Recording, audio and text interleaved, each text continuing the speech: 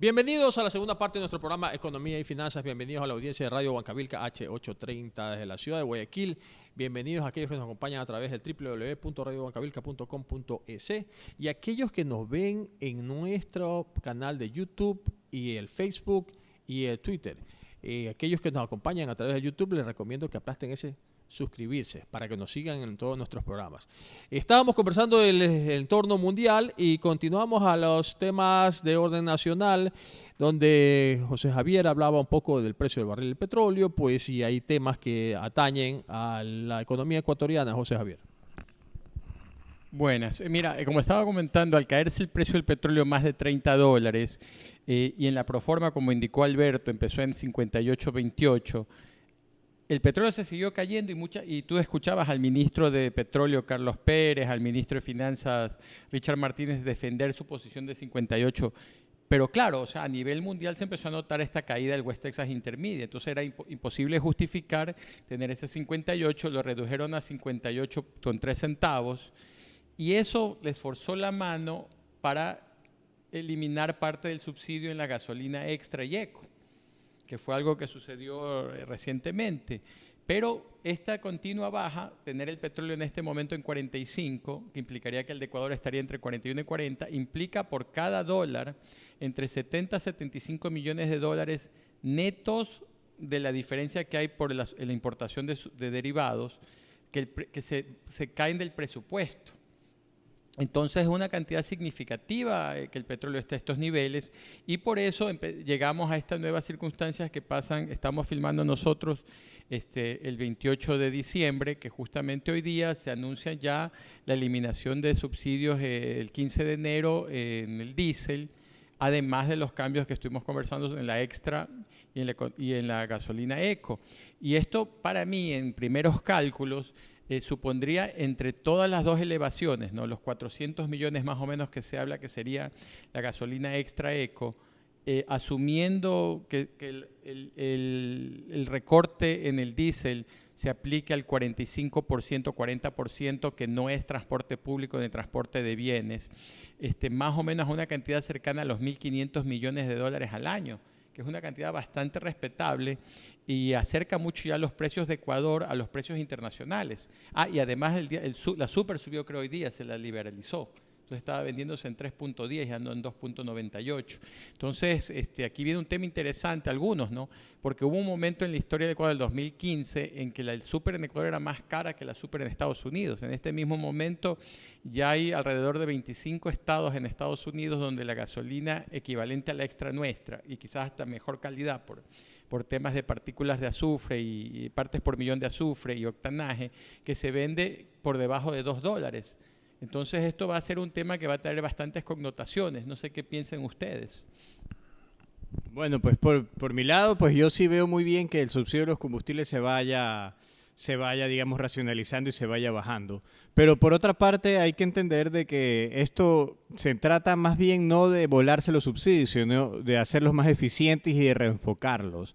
Entonces no se trata de que todo eso deje de ser, digamos, aportado por el Estado a sus ciudadanos, sino que hay que compensar esta subida de los precios de los combustibles de otra manera. Por ejemplo, yo creo que en el sector pesquero no les va a gustar para nada que liberalicen el diésel. Yo tengo entendido, mis amigos me han contado, pues no sé si me cuentearon o no, pero que el hecho de que el diésel era barato en Ecuador era una gran ventaja competitiva para ellos frente a productos de Perú y Colombia, que más o menos compartimos el mismo mar y la misma biología de nuestro producto. Entonces por ahí pues van a haber sectores que estén afectados y el pueblo también le va a afectar en el bolsillo. Entonces yo creo que lo saludable sería también pues de cierta manera compensar con este dinero, como usted dice, ingeniero, que no es nada insignificante, más de 1.500 millones de dólares que quedarían para el Estado en efectivo. Pues sería bueno que parte de este dinero vaya para compensar a la población, que se lo podría hacer de una manera mucho más focalizada y eficiente mediante el bono de desarrollo humano, mediante bonos para la producción contra factura, como siempre recomienda aquí el director. Entonces, yo creo que estas medidas como están es un primer paso muy bueno, pero yo sí creo que hay que reenfocar el subsidio, no volárselo, y que hay que trabajar pues para compensar a muchos sectores productivos y sectores populares que van a estar definitivamente afectados por esta medida. Oye, economista Arias, y después de esta eliminación del subsidio, ¿cómo va a ser usted su vida con ese carro de 800 cilindros que usted maneja? Bueno, ahorita ya es un costo más o menos importante el tema del combustible, ¿no? Pero bueno, como quien dice, metiendo un poquito la cuchara en el tema de que estábamos hablando, hay que ver si el precio de los combustibles en realidad, que son precios, lo estamos ajustando a precios internacionales, hay que ver si los que nosotros producimos pues son a precios internacionales, si no son más caros. E igual, no nos olvidemos que nuestros vecinos, Perú, tiene el precio del combustible a 4 dólares con 11. La gasolina. Colombia 2.81. Bueno, con Colombia ya, téngalo por seguro, ya Colombia no se va a ir la gasolina súper a 3.10. Pero todavía el que está a 1.85, que es la extra Ecopaís, todavía tiene algún beneficio de irse por la frontera, ¿no? Entonces, en ese sentido, si bien es cierto todo lo que nos vamos a ahorrar, que alrededor, como lo decía José Javier, de alrededor casi 1.500 millones, pues hay que ver si somos eficientes en la producción del combustible y si estamos produciendo a lo que importaríamos a nivel internacional. No vaya a ser que aquí nos esté costando mucho más de lo que estamos produciendo. Pero economista Arias, nosotros tampoco producimos tanto combustible. Yo tengo entendido que una gran parte, si no es la mayoría, es ya producto que se trae refinado y terminado del exterior. Nosotros exportamos el petróleo crudo, aquí se refina una parte, pero la gran mayoría de lo que se consume en el Ecuador se tiene que importar, entiendo yo. Entonces, por ese lado, pues yo sí quisiera ver de que si en el exterior baja el precio del petróleo, aquí también se tiene que ajustar, ¿no? Digo, ¿no? Porque esas son cosas que pasan cuando tú tienes precios de petróleo indexados a los precios internacionales. Mira, empecemos por un tema. Un tercio de la población de Ecuador es de clase pobre o de extrema pobreza. Usualmente usan el transporte público, entonces ellos van a estar protegidos porque supuestamente este subsidio, esta eliminación del subsidio no los va a afectar. La gran clase media, ¿no? La clase sándwich es la que va a estar apretada porque básicamente son aquellos con vehículos que van a tener un mayor costo ahorita, sea por el esto, y hay sectores específicos. Pero aquí hay un tema, y es lo que tú mencionas. Por ejemplo, en Estados Unidos el promedio de impuestos en la gasolina, al retail, en la venta al por menor, en las gasolineras es de 40 centavos. Entonces mucha gente publica en Twitter, dice, no, es que la gasolina en Miami vale 2.25, sí, pero probablemente esa gasolina realmente vale 1.80 para la gasolinera, o quizás hasta menos. Entonces, depende del estado, porque hay un impuesto federal, un estatal, o sea... Claro, pero hay un impuesto que te impone el Estados Unidos a la gasolina que promedia alrededor de 40 a 48 centavos. Varía dependiendo del precio del petróleo, etcétera. Entonces, cuando la gente dice hay un 2.25 la gasolina, quítale los 40 centavos y es 1.85, quítale el margen de la gasolinera que habla DAX, que aquí tiende a ser alrededor del 2%, no sé cuánto sea en Estados Unidos, pero tú ya estás viendo precios internacionales. Entonces, aquí el tema es que la flexibilidad del combustible no solo debe ser para arriba, también tiene que ser para abajo, porque ya se dio el año 2015 que la gasolina súper en Ecuador costaba más en Ecuador que en Estados Unidos. O sea, eso es innegable y eso fue un periodo de casi 6 meses. Entonces, eso es algo que hay que considerar, ¿no? Pero sí, muchas de estas medidas, como tú bien indicas, van a ayudar a reducir el déficit fiscal de gobierno, pero al mismo tiempo no se ve una visión a donde el gobierno quiere ir. Y todo va contra la clase media. Y hay una pregunta, ¿cuánto de la clase media se beneficia del Estado? Porque mucha gente de clase media tiene los hijos en colegios privados, tienen guardia privada en donde ellos viven. Entonces no es como, por ejemplo, la situación en otros países que la gente sí te usa mucho los medios públicos, el sistema público, aunque eres clase media. Aquí no, aquí por diversos temas no consideran que el servicio público es suficientemente bueno para ellos no hacer ese extra gasto. Entonces se vuelve otro gasto más para la clase media, ¿no? No sé si quieren agregar algo. Ahí yo me acuerdo de un dicho que una vez leí, que decía, en un país pobre los ricos andan en carro particular, en un país rico los ricos andan en transporte público. Ya. Bueno, sigamos, mi querido director. ¿Qué tema tenemos pendiente? Vamos con todo. Oiga, es que ustedes le quitan la inspiración al economista Arias. ¿Ah? Él nos estaba hablando del precio del combustible y nos quería decir cómo estaba el precio en los otros países, pues porque queremos comparar, ¿no? Claro, bueno. Sí, ya que el director lo pide, veamos cómo estaba en Uruguay. Oiga, Uruguay, $6.05 el galón de gasolina. En Chile, 4.80. La regular. En Paraguay, 4.14. En Perú, 4.11. En Argentina, $3.96. Estamos hablando del galón. ¿Eh? Colombia, 2.81. Bolivia, 2.05. Brasil, $2.05. Ecuador, ya con el precio incrementado, 1.85.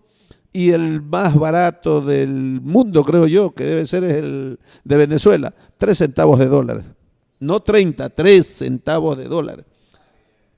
Compare, no quiere irse a vivir en Venezuela y tener allá un Ford Explorer de esos de... No. Bueno, entonces, básicamente, esos son los precios que tenemos en el exterior.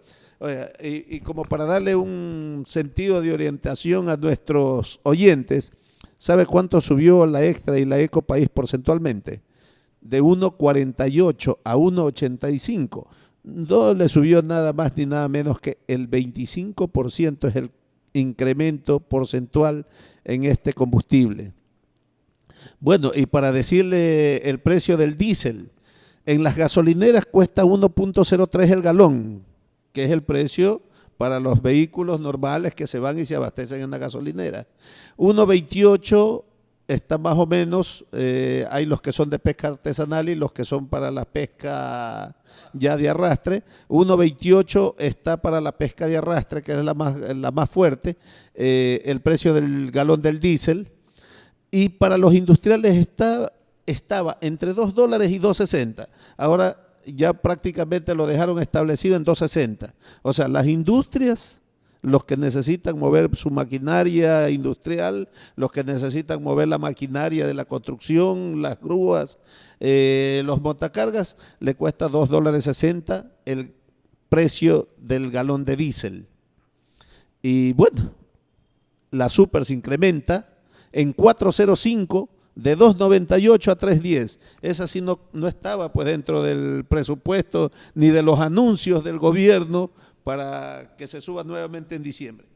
Oye, economista, usted habla de la gasolina industrial, del combustible industrial, perdón, el diésel, y usted se refiere al equipo caminero. ¿El equipo caminero no compra a precio de equipo industrial? Las empresas tienen que comprar.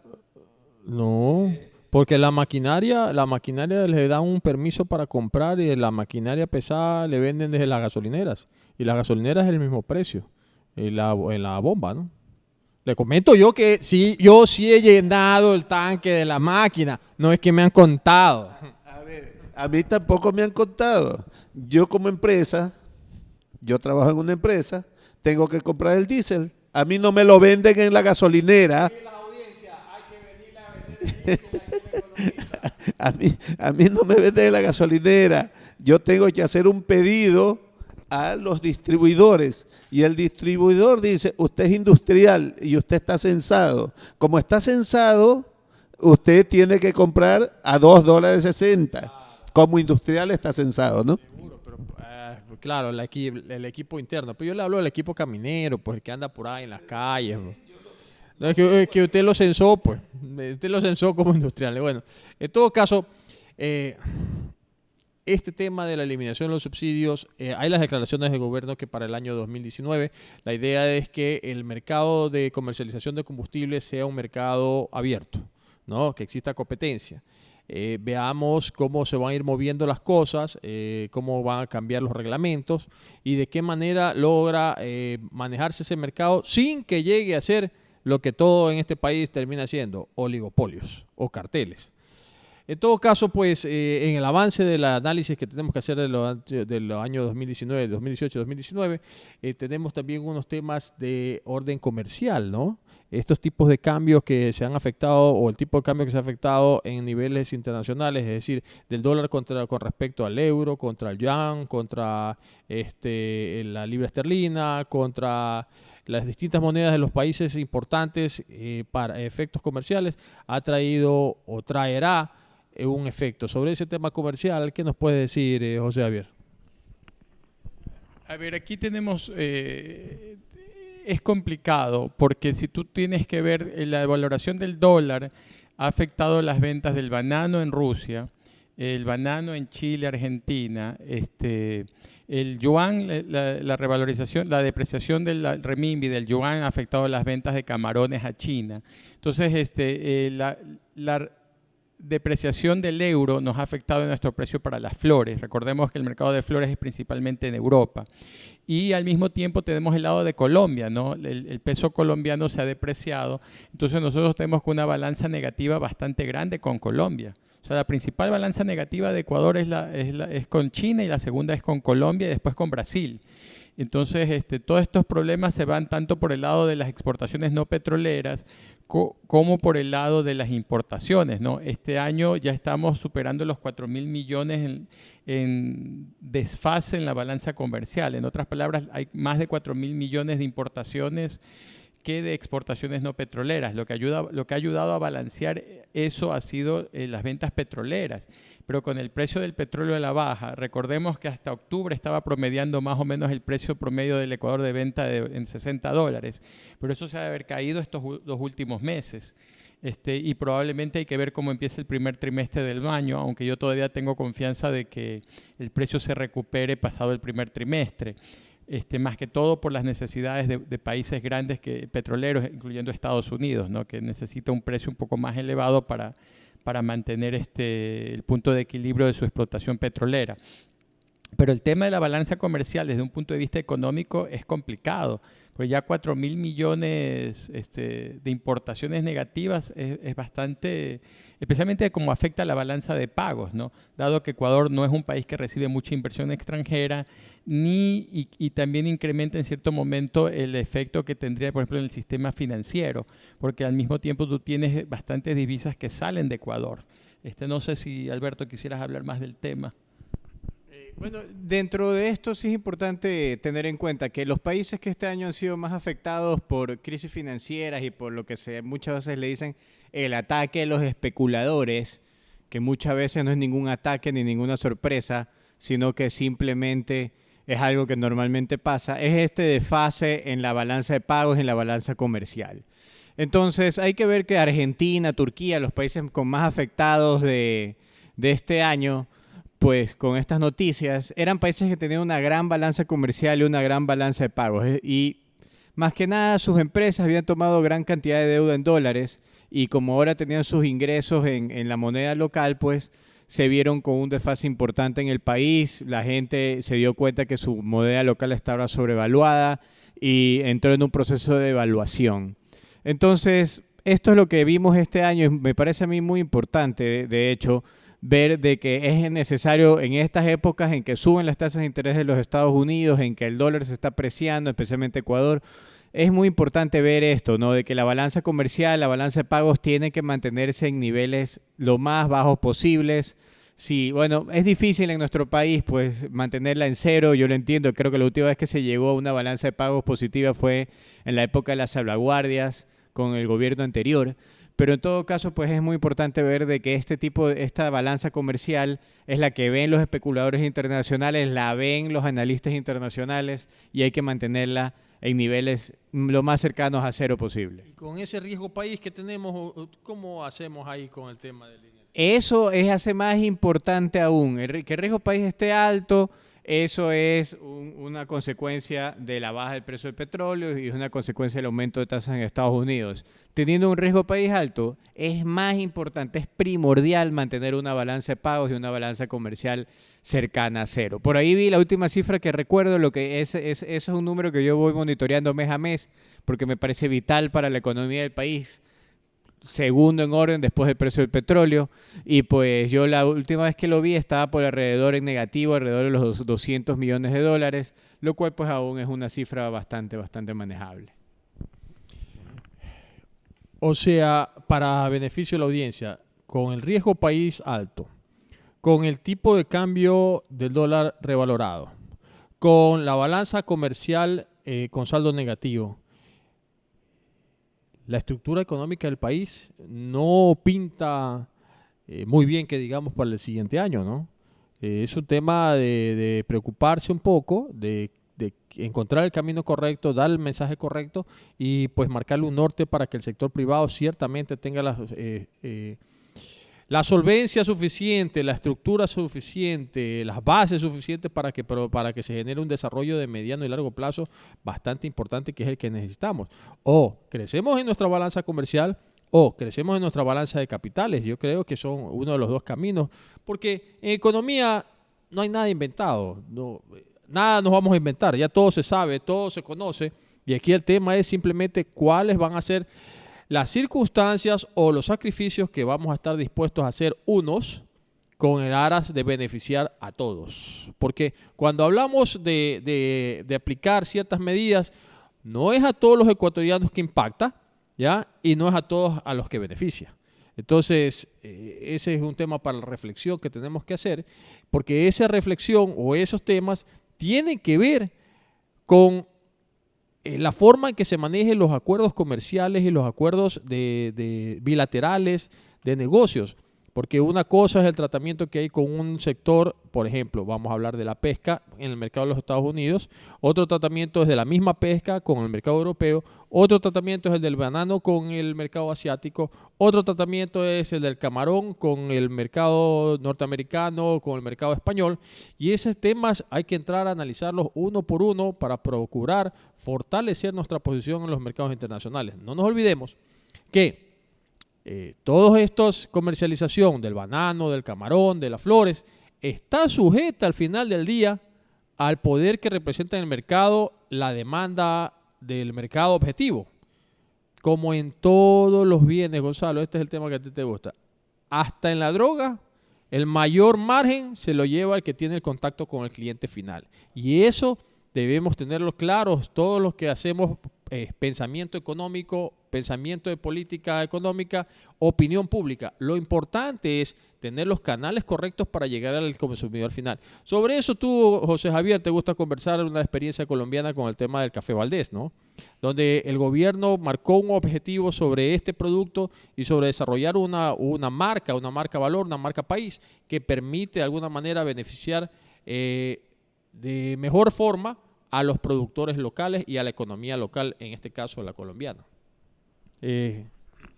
No, mira, lo que quería recordar es, y esto me acuerdo de una tabla que puso el Oxfam recientemente en un artículo del Financial Times. En el chocolate, en una barra de chocolate, solo 3% es el ingreso para el productor del cacao. En ciertas, esto es una cuestión que hablaron sobre un café en Nueva York, que alguien que toma un café en Nueva York, al productor del café en Guatemala solo le ingresa entre el 1 al 3%, o sea, para que la gente vea las diferencias de márgenes que existen.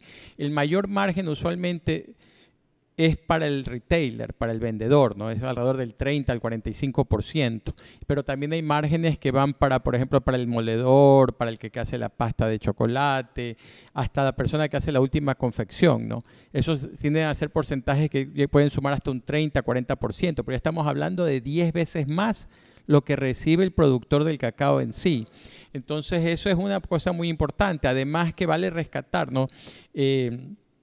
Conversando en un vuelo, me pasaron una revista de McKinsey que justamente hablaba del tema del mercado de comidas y agroalimentos, y me sorprendió la cantidad. ¿Cuánto crees que son las ventas totales de alimentos y agronegocios en el mundo? Tírate un estimado. Son 5 billones de dólares, o sea, 50 veces la economía del Ecuador. O sea, trillones en dólares. Sería 5 billones en español. O sea, son 5 millones de millones. O sea, 50 veces la economía del Ecuador. Si en Ecuador tú calculas que entre la agricultura y la agroindustria lo máximo que podría haber sería un 20% del PIB de Ecuador, o sea, alrededor de 20.000 millones de dólares. Ya cuando incluyes las exportaciones, etcétera. Entonces estaríamos hablando de una cantidad 25 veces más grande. Perdón, 250 veces más grande. A ver, no, 250 veces más grande.